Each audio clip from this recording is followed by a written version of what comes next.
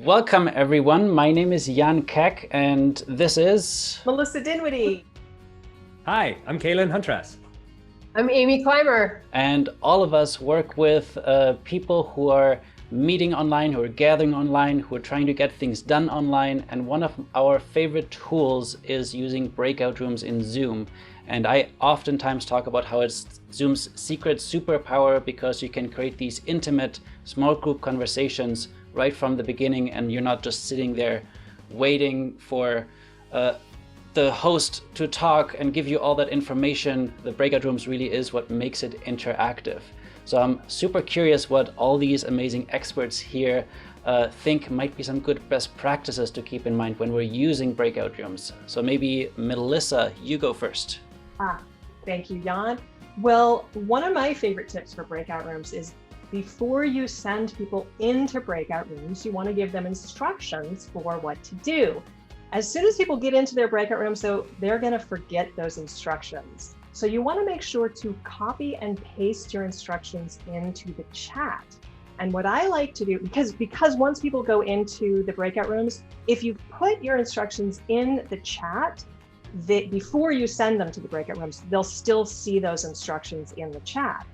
One of the things that I really like to do is I like to format the instructions in a way that, I'm going to find them here so I can share them on my screen, in a way that makes them stand out. So I'll put like a row of asterisks above and below the instructions so they'll really stand out and people can see the difference between the instructions and the rest of the chat stream. So that's my tip for breakout rooms. And how about you, Kaylin? What's your tip for breakout rooms? Well, as the host of a meeting, I think it's important to remember that you need to guide people into what they're going to do and how they're going to do it in the breakout room. So even if you're not there, they know who's going to go first.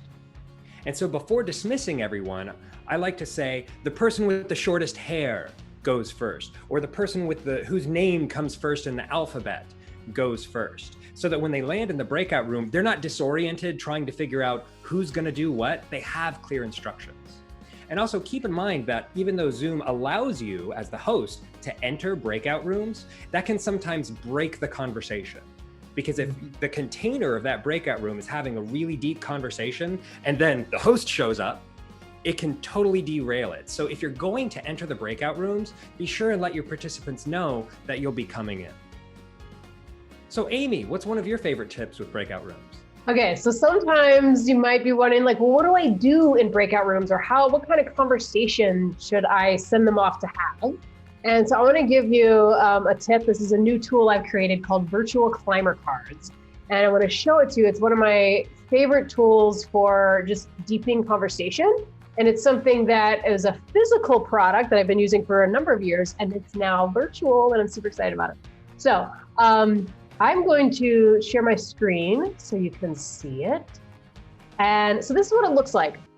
And it's a bunch of images that I've created. And in advance, the facilitator, you put a question in, a prompt that you can see up there on the top of the screen. So in this case, since the four of us are all creative types, I put in a question of like, select a card that represents one challenge you have with being creative. And I sent everybody that prompt or a link so that they could go in and they actually can click on a card and write down, insert whatever their response is. And then everybody can see everybody's responses. And so here are the 4 responses from the 4 of us. And then in the breakouts, you can randomly send them breakouts and have a conversation about what card they selected and why. And it's just a way to help guide the conversation and deepen that conversation. It's interesting because people do say more than they might have said if you just had the question without the cards. So there's something about that visual element that's really nice. We'll make sure to put a link in below so you can access them. So I'm going to turn it back to Jan. What do you got? Thank you. That looks really cool. I'm excited to try that out. For me, breakout rooms are not only really important to put in the beginning, middle, end for like debrief questions in my events, but also they're my secret kind of emergency tool. I have a 2-year-old son who loves to come and say hello to everyone when I'm running a workshop. And as we're all working from home, sometimes it takes a little bit of time to get him back out of my room so I can continue teaching. And this actually happened to me yesterday. And what I did was, okay, I just need like 3 minutes.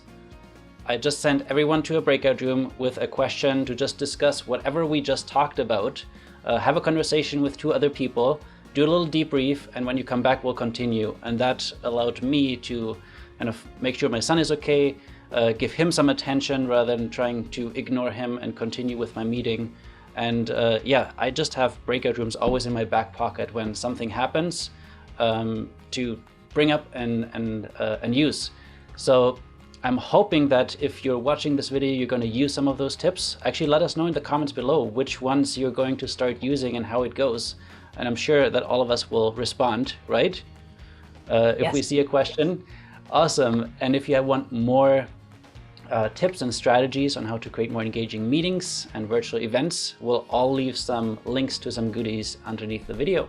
So see you very soon in, I think, one of the other videos that we're also going to link somewhere here right now. Okay, bye everyone. Bye, y'all. Bye.